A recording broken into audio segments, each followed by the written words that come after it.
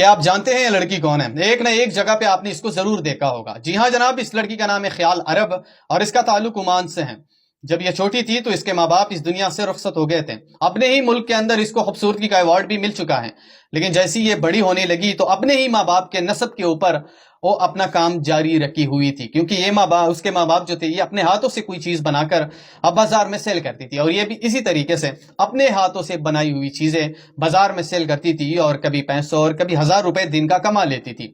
لیکن وقت کے ساتھ جیسی یہ بڑی ہونے لگی تو یہ بہت زیادہ خوبصورت اور بہت زیادہ پیاری لگتی تھی۔ اس بنیاد پہ عمان کی گورنمنٹ کی طرف سے ان کو خوبصورت ہونے کا ایوارڈ بھی مل چکا تھا، لیکن وقت کے ساتھ لوگ اس کو بہت زیادہ تنگ کرتے تھے۔ جب بھی یہ بازار کے اندر بیٹھتی تھی اور اسی طرح سامان سیل کرتی تھی تو لوگ بہت زیادہ تنگ کرتے تھے۔ اس بنیاد پہ اس نے بہت زیادہ کمپلینٹ بھی درج کیے ہوئے تھے کہ مجھے بہت زیادہ لوگ جو ہے وہ تنگ کرتے ہیں، اور اس بنیاد پہ اس نے بہت زیادہ کمپلینٹ بھی درج کیے تھے۔ اس کی ایک عادت تھی اور وہ عادت یہ تھی کہ یہ کبھی بھی شادی کرنا نہیں چاہتی، اور نہ ہی اس کے ذہن اس کے دل میں یہ تھا کہ میں کبھی شادی کروں گا، بس اس کا ذہن ہی ایسا بنا ہوا تھا۔ بہرحال وقت کے ساتھ ان کے پاس ایک دن بازار میں عمان کا سب سے امیر ترین انسان آ گیا اور ان کے سامنے بیٹھنے لگا اور اسے کہنے لگا کہ میں آپ کو پسند کرتا ہوں، کیا آپ میرے ساتھ شادی کرنے کے لیے تیار ہیں؟ اس خوبصورت خیال عرب نے جواب میں بتایا کہ میں زندگی میں کبھی بھی کسی کے ساتھ شادی کرنے کے لیے تیار نہیں ہوں اور نہ ہی میں کبھی شادی کرنا چاہتی ہوں۔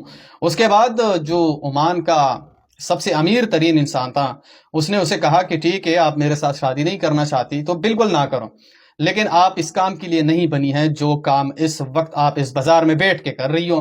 ایسا کرو، میرے کمپنی میں آپ جاب لے لو، آپ کو اچھی خاصی تنخواہ ملے گی منتھلی۔ لیکن اس کے باوجود بھی اس خوبصورت لڑکی نے اس کا نوکری یا جاب جو تھا اسے ریجیکٹ کر دیا اور اسے کہا کہ نہیں، میں اپنے ہی نسب میں خوش ہوں اور جو کام میں کر رہی ہوں اس میں مجھے اچھا خاصا پیسہ ملتا ہے اور اچھا خاصا میرا گزارا چلتا ہے۔ لیکن وقت کے ساتھ یہ عمان میں بہت زیادہ وائرل ہو گئی تھی۔ یہ تصویر بھی اس کا بہت زیادہ پرانا ہے، یہ بہت زیادہ وائرل ہو گئی تھی، حالانکہ بہت زیادہ لوگ اسی بازار کے اندر اس کو دیکھنے کے لیے بھی آتے تھے اور واپس چلے جاتے تھے۔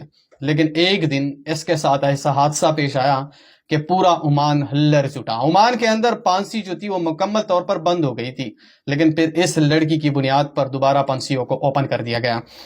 دراصل ایک رات یہ لڑکی اپنے گھر میں سو رہی تھی اور اچانک اس کو اپنے ہی گھر سے کچھ لوگوں نے اغوا کر لیا۔ اغوا کرنے کے بعد جب عمان گورنمنٹ کو اس چیز کا پتہ لگ گیا تو اس نے سخت سے سخت کارروائی شروع کر دی۔ ایک ہفتے کے بعد اس کو بازیاب تو کرا لیا گیا، لیکن اس وقت وہ اس دنیا سے رخصت ہو گئی تھی۔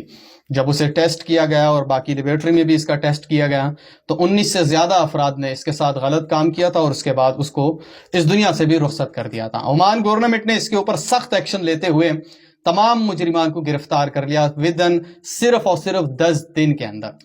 10 دن کے اندر جب اس نے تمام مجرمان کو گرفتار کر لیا، پھر اس تمام مجرمانوں نے اعتراف جرم بھی کر لیا اور اپنے جرم کو قبول بھی کر لیا۔